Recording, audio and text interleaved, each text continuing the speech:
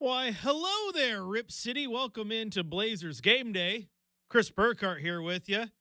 Planning to have a little bit of fun as we get you ready for Blazers versus Oklahoma City Thunder coming up here in just a little bit on Rip City Radio 620. Let's have some fun, shall we? I think we shall.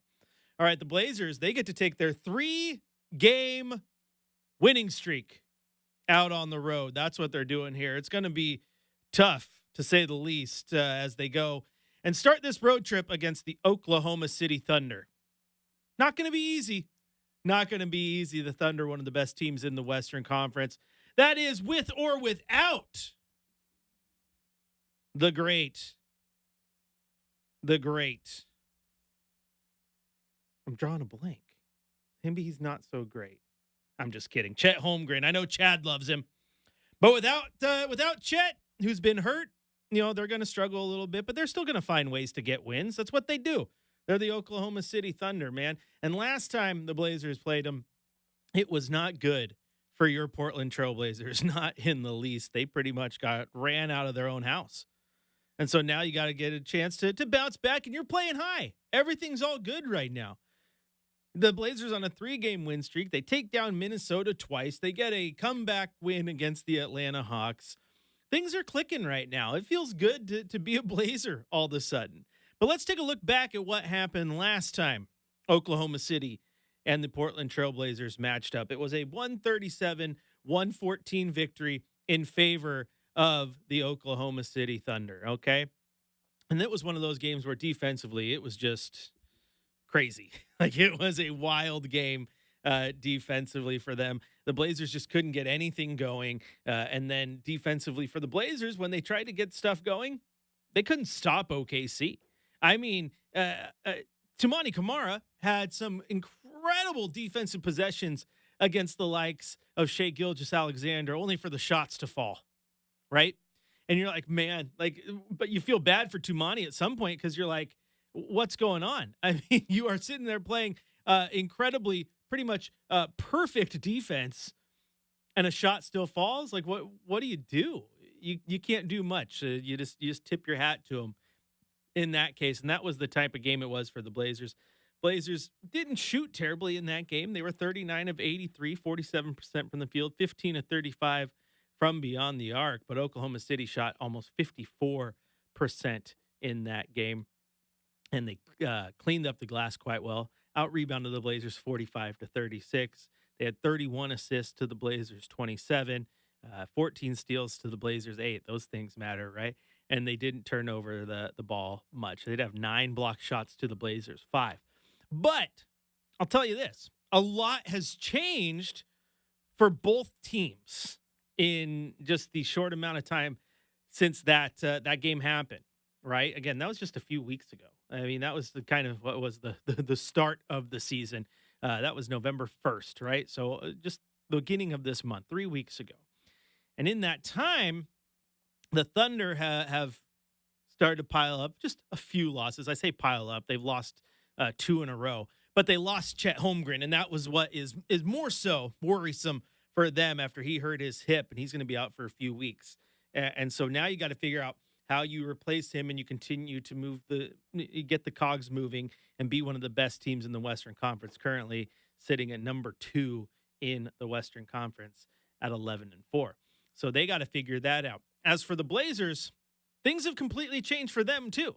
I mean, you look at that game, you had Anthony Simons starting in that one. You had DeAndre Ayton starting in that one. Robert Williams wasn't into the lineup yet. Donovan Clingan was coming off the bench, playing just 12 minutes a night. Well, things have changed because, unfortunately, due to injury, Anthony Simons has missed this little 3-game win streak. I mean, he played the first 5 minutes of that first game against Minnesota, but didn't play the last 2 games. DeAndre Ayton has not played because of dealing with a finger injury, and that one's going to have him sidelined for a little bit longer. He's dealing with like a deep contusion in his hand. But in that time, Donovan Clingan has been inserted into the starting lineup. Robert Williams has come back, and he's played pretty well. I mean, he played the first game against Minnesota, didn't play the second because he wasn't going to play the second of a back-to-back. And then he played that game against Atlanta, and he's playing all around like he might be the Blazers' best center. But then sometimes Donovan Klingen's looking like it too, right? And then you have Shaden Sharp in the lineup. You go back to that Oklahoma City game. Nope, no Shea. Now you got Shaden Sharp, and things are looking good. Also, you have Delano Banton was coming off the bench playing a handful of garbage minutes. Now he's all of a sudden turned into a rotation player. So a lot can change in 3 weeks. So now this Blazer team goes in to Oklahoma City, riding a 3-game win streak with now a guy who I think they can lean on as their best scorer, their go-to guy that they want to get the ball in his hands in Shaden Sharp, right? And Coach Billups talked about it, how, we just need to convince him that, we want the ball in his hands and we want him to take these shots. We want him to be the focal point of the offense. So you have him in the lineup. Now you have Robert Williams, who's a great defensive center. You have Donovan Klingen, who is absolutely on a tear right now. I mean, that game against Minnesota where he had 8 blocks, which is the second most ever by a Trailblazers rookie. I mean, that's important. That's pretty impressive. You look at what David McKay tweeted. You can find him at David McKay NBA on Twitter. He works for multiple beats, and he's done SB Nation, all that stuff. He's been on the Blazer beat as well. And he tweets, the Blazers Trailblazer rookie Donovan Klingen now ranks 5th in the NBA for blocks per game, ahead of Anthony Davis, and 2nd for total blocks, tied for Brook Lopez. He plays 16.2 minutes per game. So that's pretty impressive. Like, you are in the top 5 here in these block metrics, 2nd in total blocks, and you're not even playing a full complement of minutes yet. You've been thrust into that position now with injuries and stuff, but he's been absolutely just on a tear. Unstoppable, really. Defensively, he's been a stud. And he cleans the glass well. He does all the little things you need him to do. I mean, you look at that game and that win against Atlanta, right? The team ended up with 10 total blocks. Robert Williams had 1. Donovan Klingen led the team with 3. It wasn't the 8-block performance, but when you have 3, you're still making a massive impact, right? Because if people were getting 8 blocks per game every single game, trust me, you would never hear the end of it because that's historic stuff. But even if you're getting 3 per night in this league, that's hard to do, and he's doing it as a rookie. So shout out to Donovan Klingen. In fact, he was approached at Media Day yesterday. Not Media Day, Media Availability. I mean, when you're playing this well, the media is going to want to talk to you. Here's what he had to say at practice before the Blazers hit the road. Can you tell me about that? Yeah, just growing up, I was a big time Celtics fan, and just growing up watching Rob and how hard he played, I feel like I gained a lot of interest in just watching Rob play. He just played so hard, and Rob was always one of my favorite players. Is it surreal now that you can call him a teammate? Yeah, it's crazy because he's just such a good teammate. He teaches me a lot, helps me out a lot with just understanding the game and adapting to this level. You've had 14 straight games, your first 14 straight games with 1 or more blocks. If you get 1 more, that's Bill Walton's record with 15 straight. How crazy is that? That's wild. That's a crazy stat, to be up there with someone so special and someone that did a lot of special things. So just got to keep it going and try to break the record. Yeah, I like that. So obviously you've been getting starts. How has your mentality changed rather than coming off the bench getting a start? Yeah, I just got to be ready. From the jump, I got to be able to play a full game. And I just have to bring my A game every night because my team needs me in order to win. And you've obviously been getting more minutes. How are you feeling physically? I feel good. Really, I feel like my conditioning's getting a lot better.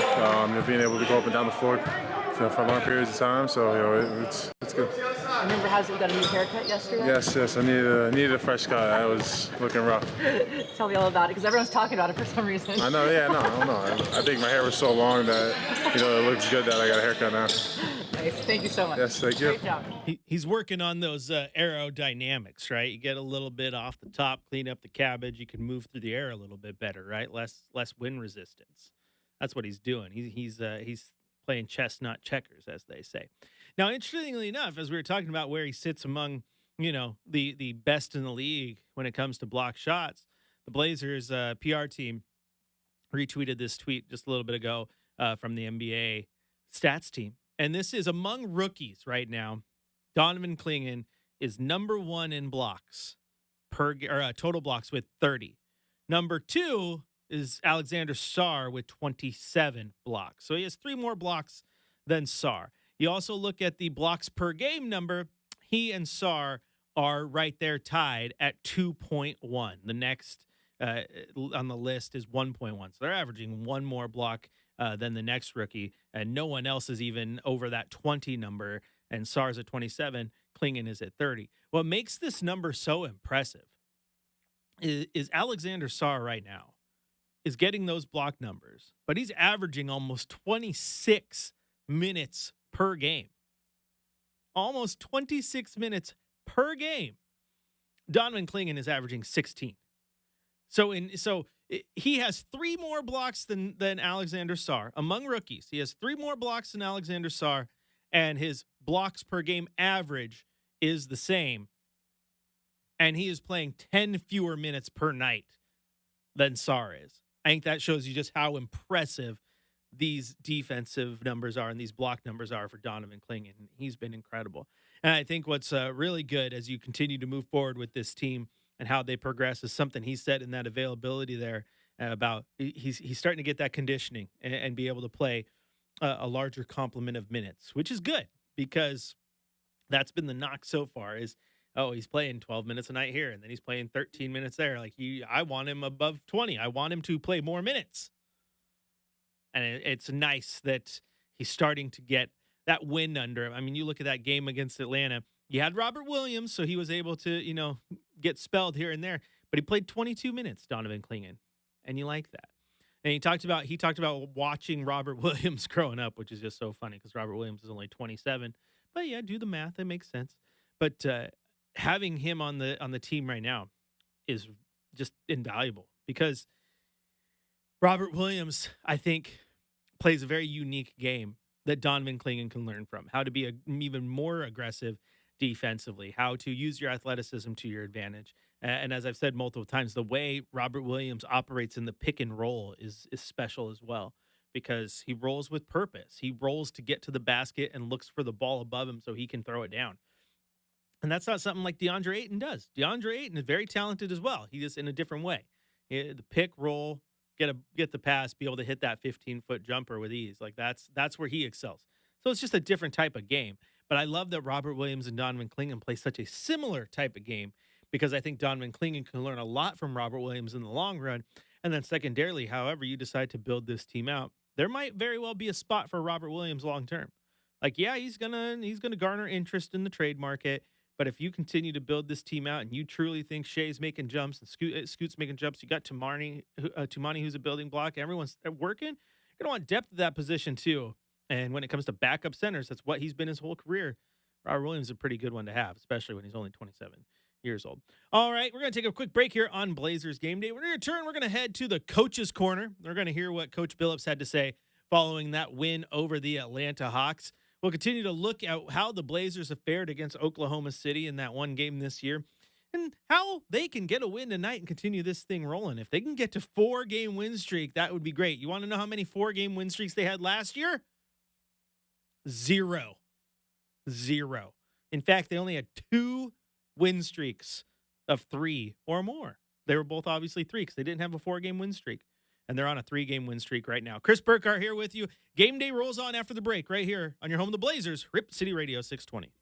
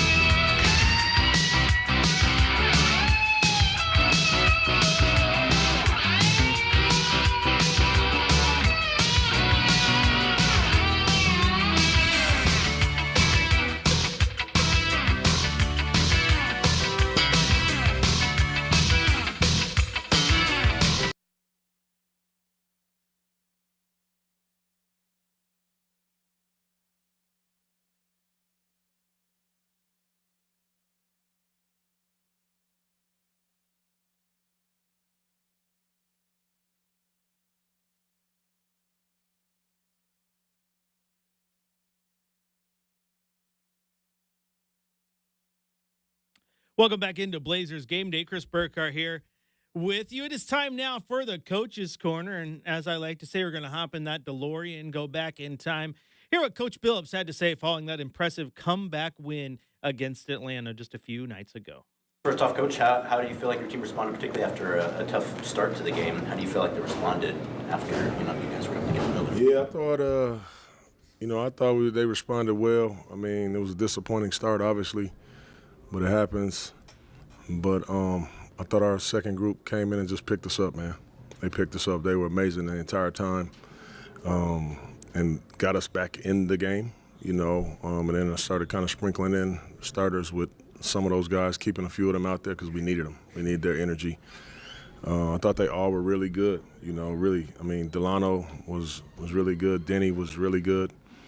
Rob, obviously. Chris Murray hit 2 huge threes, So I was really happy for all of them. And then, obviously, Shea, was amazing again in the game and brought us home. Can you talk about what Delano provided tonight, particularly when you guys did start slow?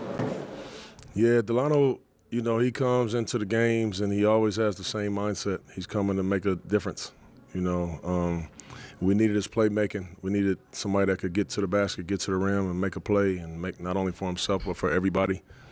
We struggled at that. We knew that team was going to really pressure the heck out of us. That's the way that they play, and similar to how we play. And I thought it impacted us early. I really did. And then Delano came in and kind of calmed the waters for us, along with the rest of that group. He was huge in that third quarter when you guys dominated, and then he came out and you guys kind of faltered, and Atlanta got control a little bit, and then Delano comes back in. Is it almost to the point where maybe he just could start until Ant comes back, or is that just he's just better coming off the bench? Where he should start until Ant comes back, or is it just better for him coming off the bench? No, I got him. I think I got Delano in the right spot. Just coming off the bench, we need what he brings to the game. Delano's a really good player, and he's done his job. He's done a really good job. But even Scoot out there, he got off to a tough start, but man, to have those 10 assists and he turned it over in some tough spots, but man, he made some huge plays for us. He really did. But I wanted to, keep bringing both of those guys in and out based on kind of how they were playing, and we just needed it. But Delano was certainly capable of that. If I put him in the starting lineup, I would feel perfectly fine, But I think I got him in the perfect spot. The last couple of games, Shaden was kind of all over the place in the first half and then basically lights out in the second half. Why do you think it is that it takes him a little bit to get going in some of these games?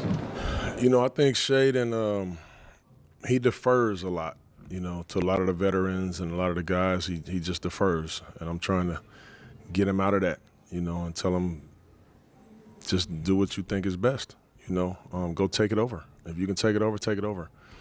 And I shouldn't have to force you to take it over, but he's young. He's a young kid. He's a young player. He's just happy to be back playing this season, but he's doing amazing. And I think the more that he plays well, the rest of the guys on the team will start forcing him to, stay aggressive as well. Because obviously we need it. With Shaden, is it just consistency at this point, or maybe even attack mindset, or is there other things you're looking for him to maybe develop this season? Or that's there's a lot of things that he can develop, and get better at, along with everybody. He's a young player, but I would just want him to have a consistent attacking mentality all game, and he'll learn when to kind of turn it on and when to kind of facilitate as the thing goes on. But that's all a part of his maturation, and his youth and just kind of learning that. I mean, you look at what he's able to do over the last couple of games against some of the league's best defenders. Dyson Daniels, we talked about how incredible he's been defensively, and Shaden comes and has a really good game against him. And then a couple games ago, it's McDaniels and DiVincenzo, and these are some of the best that we have to offer, So he's stepping up to the challenge, and I'm proud of him. He made some key shots, obviously, but he had a couple steals, and Grant had a block. And you talked before about how fun it is to win games like that with defense. Was this similar? It is, and I just think there's so much beauty in winning ugly games. There's so much character that comes with that. It's kind of easy in the game to win games now when you make 20-some threes and whatever, but when you have to get it the hard way, it's tough. This guy gets a block, this guy gets a steal, somebody gets 2 threes that usually don't make, that usually are not in the game at that point of the game. So many great things happen, and then we had no timeouts, the last few minutes of the game, so we really had to manufacture all of that, and I'm proud of our guys for just hanging in and sticking with that. What did you see from Tumani's defense on that last play against Trae Young? I thought it was amazing defense. He understood we was staying home. We was playing him one-on-one, no help, nowhere, and I thought he did a really good job of not letting him get to that step back. You've seen he set him up for it. Trae Young is as hard a player to guard in the league, and 2 had him all night.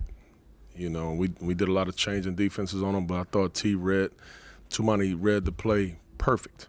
He set him up. He was physical early in the play, not letting him get downhill, and he was right there on that step back. There was nowhere for him to go. And defensively, they were great. Tumani Camara had 4 steals in that one, 4 of the 16 steals for your Portland Trailblazers. A very impressive night on the defensive side of things, which is exactly what you want to see in the long run, right? We've heard it. We've heard this team preach defense. Now it feels like they're starting to show it a little bit. In fact, the 16 steals in that game tied for the second most in a game for this team in the last 10 seasons. The most they had was 17 against OKC in 2022, and then they did have another 16 steal game against Detroit in 2023. So you can sit there and you can knock the team for the defense and the blowout losses that they've had, but they've also had instances where defensively they put it together over the last few years, because again, the 3 most of the last decade were in the last 3 seasons. Also, they did force 27 total turnovers in that one, tied for the franchise's most forced turnovers in a game over the last 25 years. The last time that one happened, a 27 turnover game at the hands of the Blazers, was in 2011 against Washington, and then it happened in 2009 against Washington as well. So a good defensive performance from the Blazers, and they're going to need to do that again tonight against the shorthanded Oklahoma City Thunder. Again, no Chet Holmgren, who will be out for an extended period of time after he injured his hip just a few games ago. But we'll break it down plenty more after the break, because when we come back, it's time for our Coors Cold Hard Facts. Do I got a cold hard fact for you? I better find one. That's what are the commercial breaks for. Do some research. Just kidding. I'm always ready to go. You guys can hit us up on Twitter at Chris J. Burkhardt. Continue the conversation there. We're also live right now at YouTube. Just type in ripcityradio.com. We'll pop up right there. Blazers Game Day continues after the break right here on your home of the Blazers, Rip City Radio 620.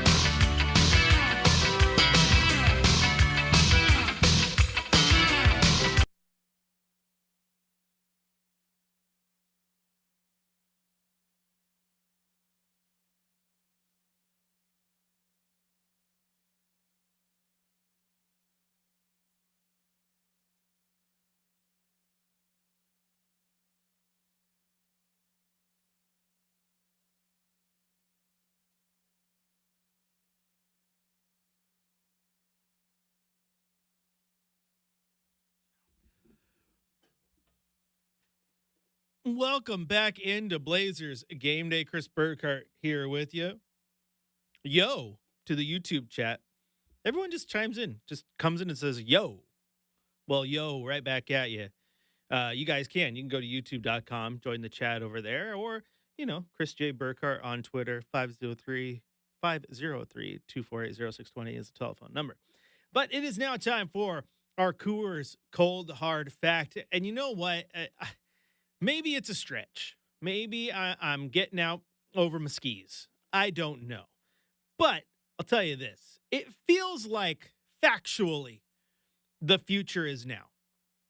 The future is now because you can't sit here and look at how this team is played. Granted, it took the big loss against Memphis on Sunday to kind of get things right after the team met and aired their grievances and talked about the elephant in the room. But Anthony Simons hasn't played this last 3 games. DeAndre Ayton hasn't played these last 3 games. Those are your 2 kind of faces, your 2 best players, right there with Jeremy Grant, right? And they haven't played. Jeremy Grant has been, I think he deserves a ton of credit because he has been all over the place. Defensively, he's been so great the last 3 games, a huge reason that they're winning these games. But 2 of your 3 highest paid players and 2 of the players that people have started throwing out there as players you got to figure out what the future with them is in Portland. But they don't play. And the Blazers have their best 3-game stretch of the season. Is it worth reading into? Maybe, maybe not. But I know for me, it's easy to look at that and say, okay, maybe the future is now. And when the team is healthy, DeAndre Ayton's going to get right back into that starting lineup. And that means that now Robert Williams and Donovan Clingan are splitting minutes. And Donovan Clingan is going from his, what he's playing now is 22 minutes a night, right back down to his 12.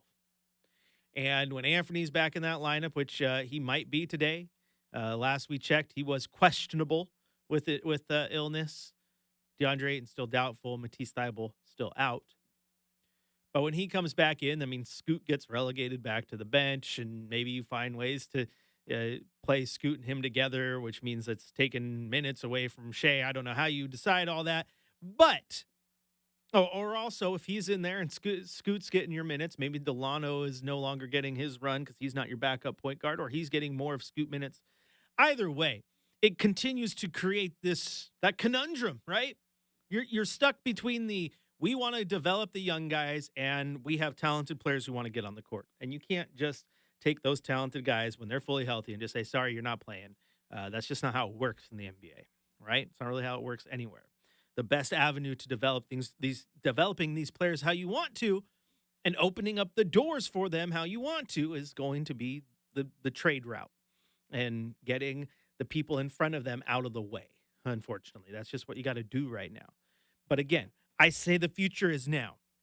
And I think Joe Cronin's probably smart enough to see what happened over these 3 games and what Donovan Clingan looks like when he gets to play big minutes and what Shaedon Sharpe is looking like, and looking at this going, okay, we need to find ways to get these guys who need that developmental run on the floor because it's important, right? And Scoot Henderson in that game against Atlanta, Coach Billups praised him in that post-game press conference that you heard a few minutes ago.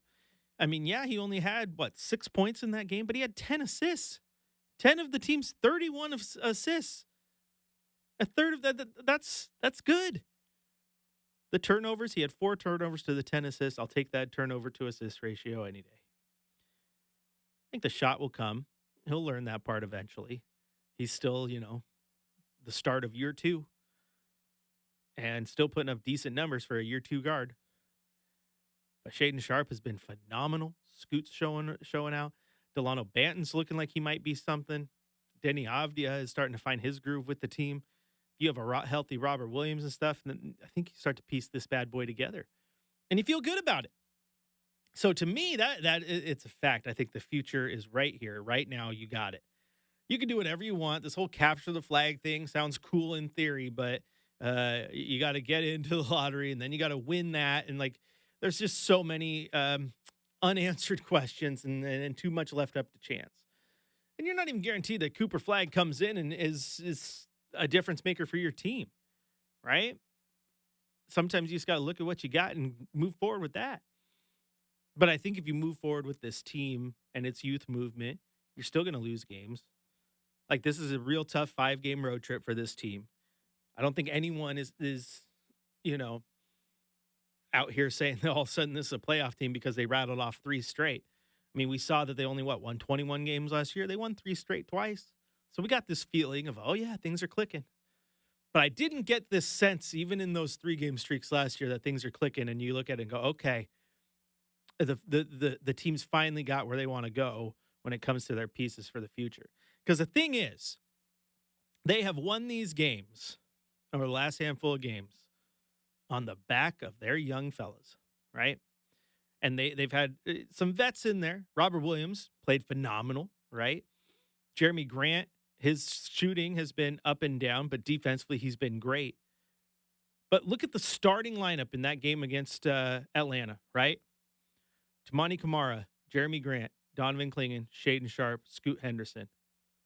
4 of your young guys and a vet. Look at your bench rotation. Delano. Yeah, he's a vet, but he's still a young guy. Denny Avdia. He's a vet, but he's still a young guy. He's only 23 years old. Robert Williams, there's a vet, 27. He's been around the block. Ryan Rupert, Chris Murray. The young guys are getting run, man, and they are winning behind their performances. Shaden Sharp had, 33 and 32, so quick math, that's 65 points over the last 2 games. He's playing well. Scoot's getting the ball going with the assist numbers. Denny Avdia is working hard. So, to me, the young guys are starting to piece this thing together. And are they going to lose games if you play them? Of course. But are they going to win some? They might. They might. But as I've said over the last handful of games, man, especially after that loss against Memphis, is all I want right now is a fun brand of basketball. And what they played over the last 3 games was a fun brand of basketball. Ed on YouTube says 5-game road trip coming up. That's back to capture the flag. I mean, I don't think capture the flag ever left, Ed. I mean, even with this 3-game win streak, they're still 13th in the West. I mean, they're still 6-8. So they're still on the bottom looking up. So capture the flag is still very well in play. But you're seeing what is happening when you get these young guys in positions where they get to truly use developmental minutes to their benefit. Because I don't think there's a benefit to playing DeAndre Ayton 30 minutes and then Robert Williams getting a fat chunk and then Donovan Clingan going and getting 12 minutes a night. I don't see a benefit in that. I just don't. I'll debate with everyone all night long. I don't see a benefit in it. It's how it kind of has to play out because it's DeAndre Ayton. And is he the best center roster-wise? Is he better than Clingan and Robert Williams? Arguably, yes. Anthony Simons, is he better than Scoot right now? Yes. Will he be better than Scoot in 2-3 years? Will Ayton be better than Clingan in 2-3 years? The jury's out on that. But that's why you got to develop those guys and see what you got. But because those guys are good, if they're there, they got to play. And if they play, that hurts the development of the other guys. And this is about development in the long run, right? Because this is what you're trying to build. You're trying to get those young guys to be your core pieces. Said it before and I say it again. There was a reason it wasn't Ant, Grant, and Ayton on those glasses that they're handing out this year. It was Clingan, Sharp, and Scoot. Why? Because those are the guys you want to build on. Ed asked, does Rob get traded or do we try to keep winning? Ed, this is $1 million question because Rob is going to get a ton of interest because he's got such a team-friendly deal. But I also think that if your young guys start clicking and you see a future within the next maybe 2-3 years where you're going to be back into playoff contention, you're going to want to try to lock a guy like Robert Williams up on your team because you want him. And again, he's a backup center. That's what he's been his whole career. He's phenomenal. He's real good. And again, the way he plays alongside Clingan, he plays a very similar game to him. It reminds me of when Enes Kanter and Nurk were here. And Nurk gets hurt, unfortunately, but the offense doesn't skip a beat because offensively, Kanter played such a similar game to him in the pick and roll. I think it's beneficial to have 2 centers who play similar games, and Robert and Clingan are 2 of those. Clingan's your starting center of the future, though. He has been incredible. Absolutely incredible. All right, we're going to take a quick break here on Blazers Game Day. When we return, We're going to hand out our keys to the game. Going to tell you what I think the Blazers need to do to take it from a 3-game win streak to a 4-game win streak and get a little bit of revenge from that early season loss against the Oklahoma City Thunder. Chris Burkhardt with you. Blazers Game Day rolls on after the break right here on your home of the Blazers, Rip City Radio 620.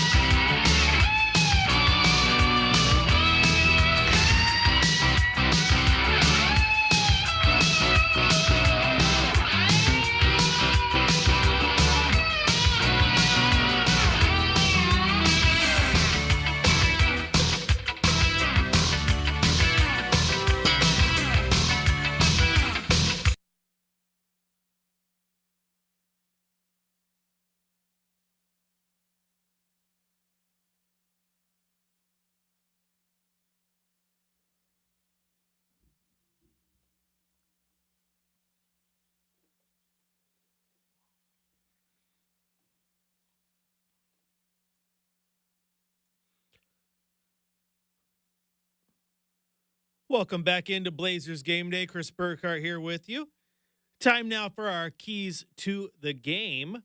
And before I get to the keys to the game, though, a little bit of an update as during the break, Trailblazers PR tweeted an injury update.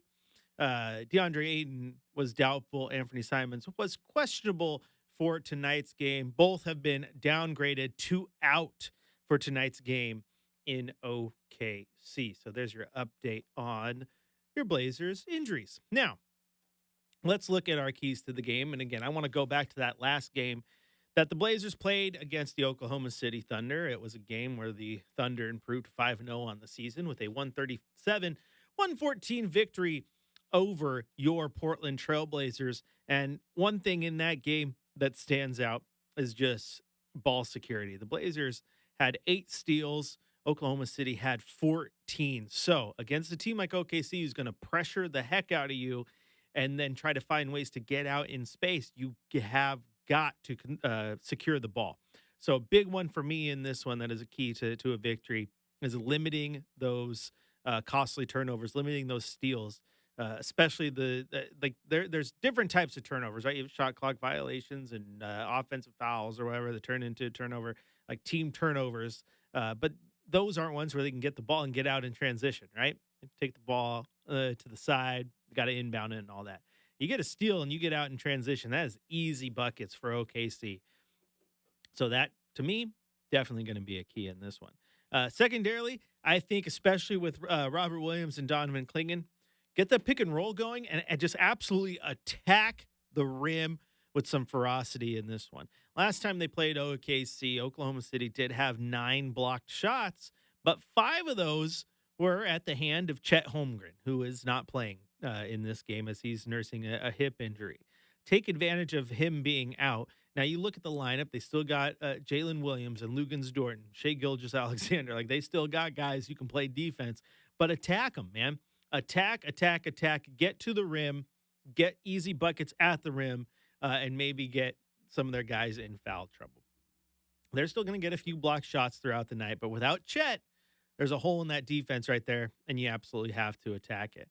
And then I think my third key to the game is just do not get off your game when you get beat defensively. I know that sounds weird, but in that last game, Tamani Kamara, I thought, played absolutely incredible defense against Shai Gilgeous-Alexander.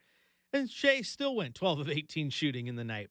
And so I think it's important to not lose your focus and your train of thought when you play great defense and the other team still makes a shot on you, because it's easily to get demoralized when you see that happen. Next thing you know, you start hanging the head, and it's brutal, right? So, again, just play great defense. And if they make shots, they make shots. Just don't let it knock you off your game. If you want to join in the conversation, you can hit me up at Chris J. Burkhardt on Twitter. You can also go over to youtube.com and type in the chat where Tugboat says, I know that guy. I also know that guy. And you can know that guy, too, if you go to, the 10-minute and 40-second mark of the latest Duck vs. Them video on YouTube. Look at you guys dapping up Bossa and everybody. Must have been fun. My boy Tugboat, along with friends Eli and Jamie. You've seen them in the chat before. Just Two Fans podcast. Shout out. They were there at Camp Randall to watch that incredible game. They were jumping around. They're getting pretty old, though. I haven't heard back yet, but I'm pretty sure the knees were pretty beat up. I know that I wouldn't jump around. Jump around, yeah. I'll move around. I'll move around for you. I don't need to get hurt. Dog Catcher says, what is the nature of Simon's chest injury? Don't know exactly. They have been very quiet on that one. They're labeling it as an illness right now. I don't know what kind of illness. No, he was short of breath. That's why he went out of that game early. It was an interesting situation, a scary situation. I mean, if you ever been short of breath, I mean, I've had a panic attack before, and that makes you kind of, feel that shortness of breath. And oh man, that's a scary situation. I can imagine what it's like to have that situation happen when, there's 14,000 people, whatever, how many people are in that building that night, watching it happen. Right. And I'm not saying he had a panic attack. I'm just saying that shortness of breath. I've experienced that through a panic attack before. But yeah, he's just labeled as an illness right now, but it's not very good. If he's been out now for a week with this illness, And obviously in the chest area too, you want to make sure that that's taken care of and doesn't lead to anything more serious. But that's about all I got for you, dog catcher. Like I said, they've been very quiet on it. They're just labeling it as an illness. That's it. And hopefully he gets well soon, because I know I talked a little bit earlier about the trade market and what happens for him opening up doors for Scoot and whatnot, and that's just the business side of things. But I want nothing but the best for Ant, and I really do hope he gets well soon and we get to see him back on the court, man, because he's a fun basketball player, and you don't want anybody to deal with these injuries, man. All right, that's going to do it for Blazers Game Day, but don't go anywhere. Chad has your Blazers pregame show on the Blazers Audio Network coming up in just a few minutes, and then Travis Demers will have your call at 5 o'clock as the Blazers take on the Thunder and look to continue their 3-game win streak. You can follow me on Twitter at Chris J. Burkhardt. Tweet at me during the game, continue the conversation, and then come right back here when it's all said and done. Hopefully, on the 5th quarter, we're breaking down a Trailblazers victory. We'll talk to you soon.